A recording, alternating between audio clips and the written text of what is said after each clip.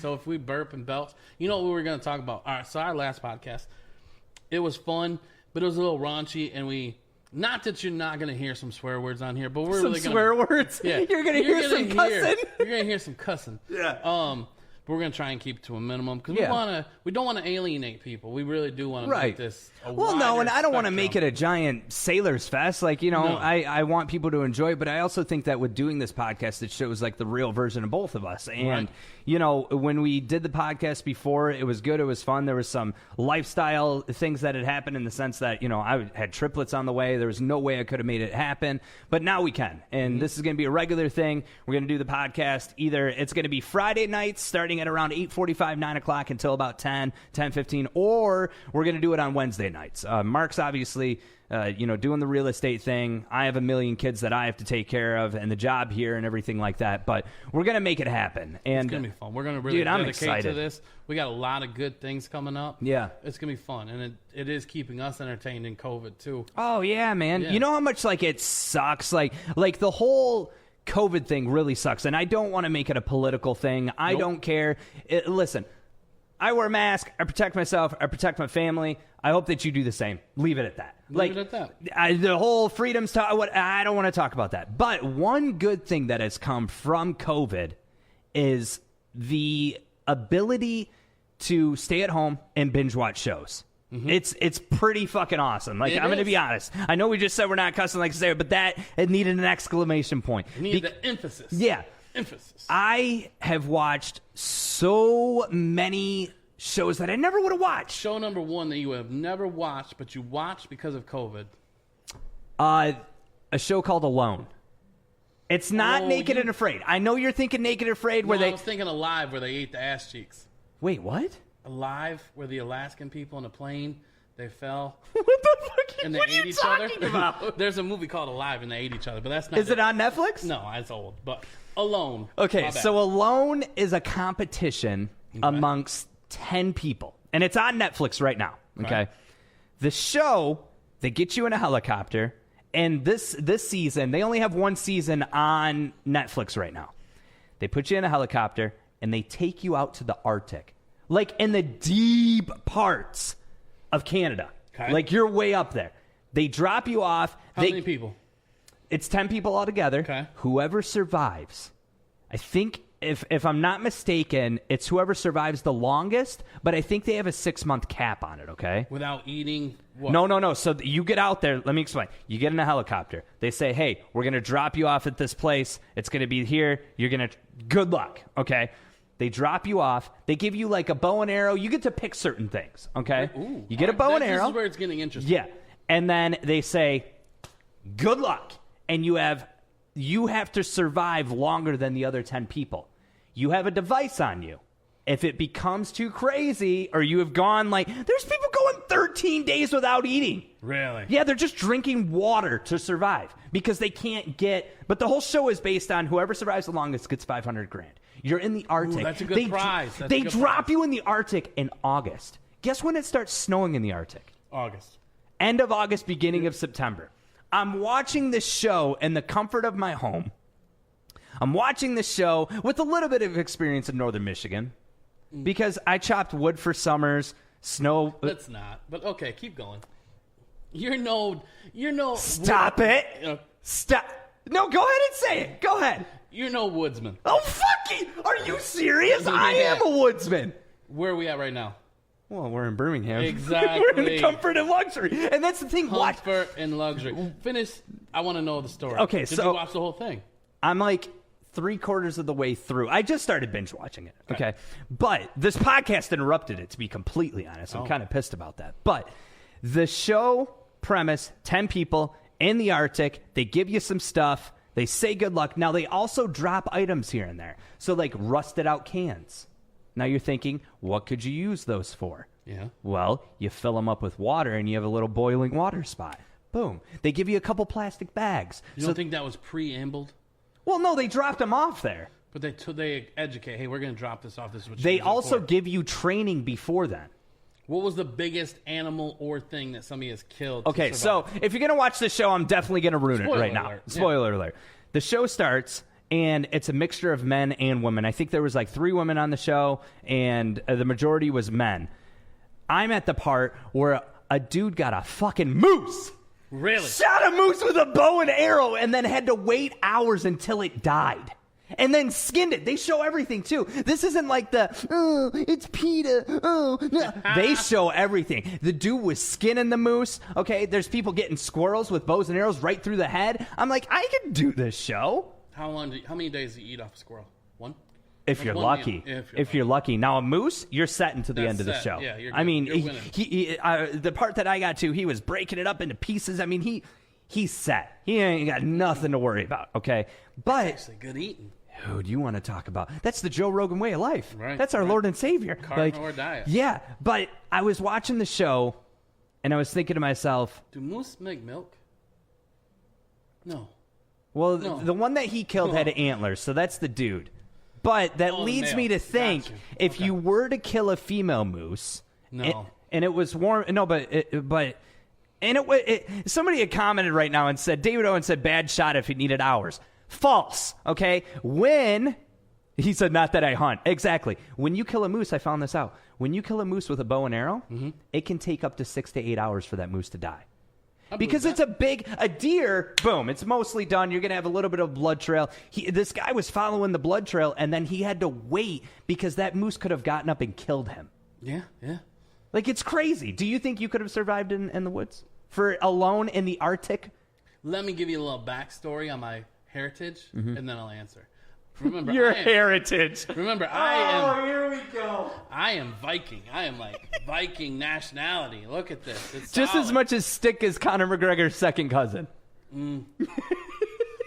I got documentation, so I think I'd have made it.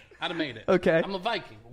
I've never raped and pillaged, but I'm sure I knew how. I've never. I don't have any plans to, but you know what? So I'm watching Indian Matchmaker. Wait, so that's the show that you're watching? Yeah. Okay, so forget my show. You're watching Indian Matchmaker? Yeah. You know, in India, they still have arranged marriages. Why do you talk like this? Why do you, like it's a delicacy, like you know so I'm much. Such a good cook. Yeah, he's got his sprinkle seasoning. For those who have just the audio version, he has his hands in the air like he's a famous chef in India. Did you know? Exquisite. Do they really? They still have arranged marriages? They still have arranged marriages. Wow. And in this situation, you have 2 families that are very rich. And so if your daughter is going to marry some poor person that lives in India, that is not going to be a good mix. Right. So they hire a matchmaker. Now this woman comes in. Wow. Make sure the families are going to line up. They're going to match. Their wealth is going to be distributed correctly. Okay. It's a big deal. Wow. You know why I started watching this? Why? How do I say Indian people when they mean dot, not feather? Is that racist? That's that racist. is kind of racist. Sorry. Yeah, that's definitely... Indian people from India. So you're not talking about Native Americans from America. You're talking about Indian Middle Eastern culture. Yes. There, I will help you. Those- Jeez, oh, Pete. I've You are the never whitest met one. person I've ever met in my entire life. Jeez. Normally, they do not find the big cat to be funny. And I do speak of myself in third Middle person. Eastern? Yes. I think they can see through my bullshit. Well, yeah. Most people can't, but And they can. they're way more spiritual than typical white They're American like, look people. at this guy. Yeah, they're Not like, even oh, happening. here I have comes Indian doctors. Farmer John. Yeah. So I'm like, I'm going to watch this show. Yeah. To learn, right? To learn. Yeah. I don't think I'm going to get anywhere. I don't think you're going to either. But I watched the show. I think it's a different culture that you have. I think you have respect for. Obviously, you're not making a mockery of it by any means. I could never date an Indian woman; she would hate me. Yeah, she would definitely hate. I think you're too Americanized. You don't fart in front of an Indian woman. Really? Yeah. Really? I think it's because they eat a lot of curry. Well, but I wouldn't survive 2 days. No, I think if you were to travel, they're great people though. I learned a lot about the culture. But the show, when I get done at the end of the day, and I shut this TV show off, I go, "You are wasting your life." But you're in COVID, so it's okay. Well, yeah, because I feel like in COVID times right now, like, what is there to do? Like, I'm actually proud of you because you just got done watching Yellowstone. Fantastic show. And you were like, no spoilers here on that show. That's a great show. Darn tootin', it's the most American show I've ever seen in my life. Mm-hmm. And I'm like, God, that's Montana living. White bread, like. But then you surprise me with certain things like this. Like, I'm actually surprised that, and I'm proud of you because I feel like in the American culture, and I'm guilty of it too, we like our home improvement. We like our Alan Jackson. We like our NASCAR. You've got to be able to get out. But right now you can't, so why not do it through binge watching? I make fun of their accents a lot. Yeah, which that's super racist. You can't do that. I don't do that on here. Yeah, but no, and don't do that. You shouldn't do that in general, though. But I feel like, do you feel that there's a time where Middle Eastern people make fun of our accents? Because that would be hilarious. Yes. I would love, like... I want to see it. I would love to see that because I feel like, for one, I feel like as Americans, we have become so, like...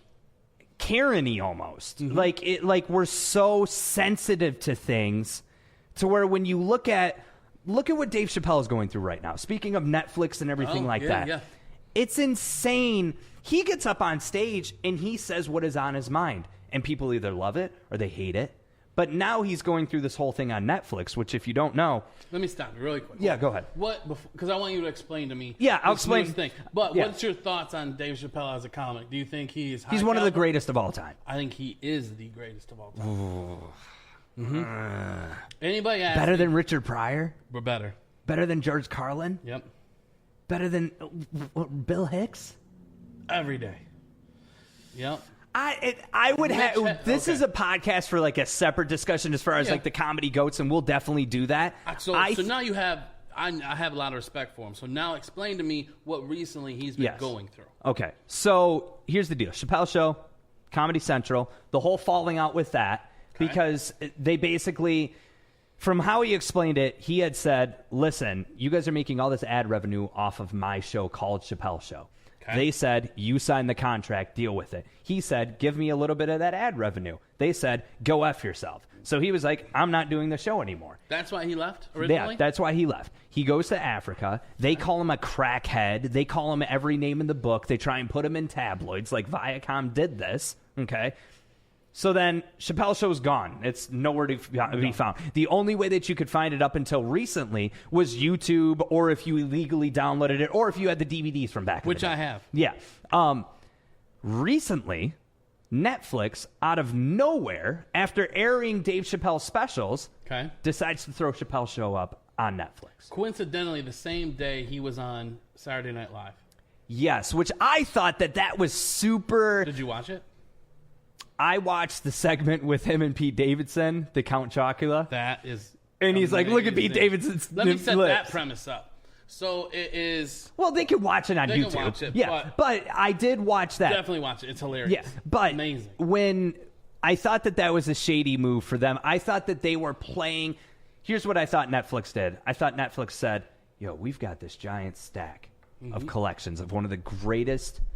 not even sitcoms, like improv shows of all time. So here's what we're going to do. We know that Dave Chappelle is going to be on Saturday Night Live.